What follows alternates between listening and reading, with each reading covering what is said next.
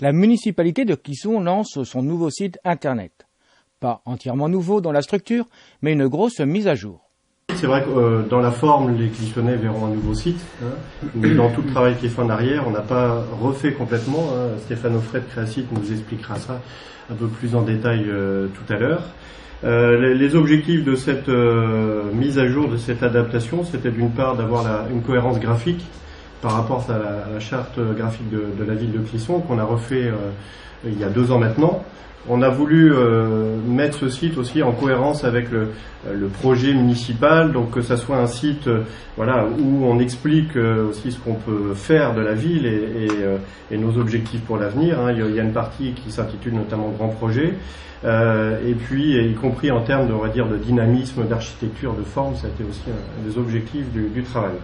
C'est le fruit d'un travail de longue haleine, c'est plus d'1 an de travail. C'est plus d'1 an de travail.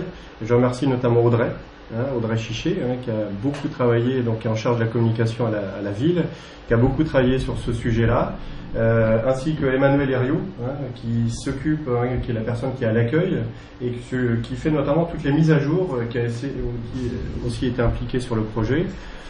Et puis on l'a fait aussi en associant le groupe de travail de la communication, ce qu'on appelle le GT.com, qui a travaillé tout au long de ce projet-là, avec l'intérêt c'est qu'il y a des élus et des non-élus, comme on le fait pour d'autres groupes de travail.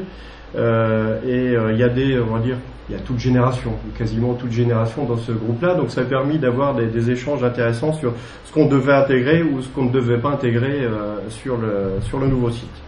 Des nouveautés sont présentes sur le nouveau site, comme les reportages vidéo. Et c'est vrai qu'on va avoir des vidéos qui seront visibles de la première page, accessibles plutôt de la première page, avec l'idée c'est de les faire tourner, notamment environ une vidéo par mois, voire minimum, voire plus. Et dans ce cadre-là, on aura un partenariat donc avec la structure TVC Vremen, avec lequel nous allons travailler pour avoir donc un renouvellement de des vidéos qui seront mises en ligne et puis une qualité qui soit à la hauteur de ce qu'on souhaite avoir aussi sur le site. À savoir également, la volonté des élus lors de l'appel d'offres du cahier des charges était aussi de répondre à l'ensemble des normes en vigueur au niveau de l'accessibilité. Alors le site est 100% conforme à l'accessibilité à la fois des handicaps moteurs mais des handicaps visuels. Dans la partie supérieure, vous allez avoir un accès malvoyant où là, les personnes qui ont des pathologies visuelles, notamment des glaucomes ou autres, peuvent directement choisir leur mode d'affichage de façon à pouvoir consulter également le site. Bien entendu, le site est également conforme à l'ensemble des téléphonies de dernière génération qu'on appelle les smartphones. Donc le site est compatible également pour iPhone, iPad, BlackBerry et autres terminaux mobiles.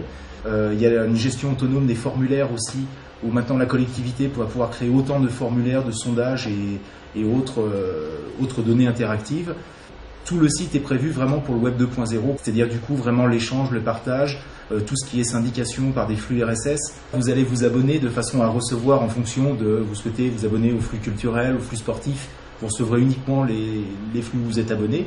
Il y a juste un nouvel événement culturel justement, donc ils auront l'information quand ça sera saisi sur le site. En temps réel.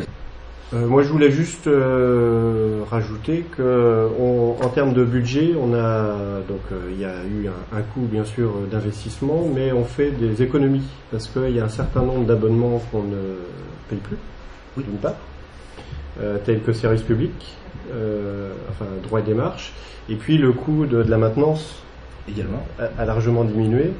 Ce qui nous permet d'amortir cet investissement en 3 ans. On retrouve ce qu'on a investi, on le retrouve en économie d'exploitation dans les 3 ans à venir. Donc ça, c'est vrai que c'est un point important.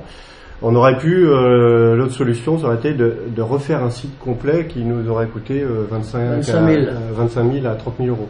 Là, en un peu plus de 4 000 euros, on avait réussi à boucler notre budget pour la mise à jour de ce site-là.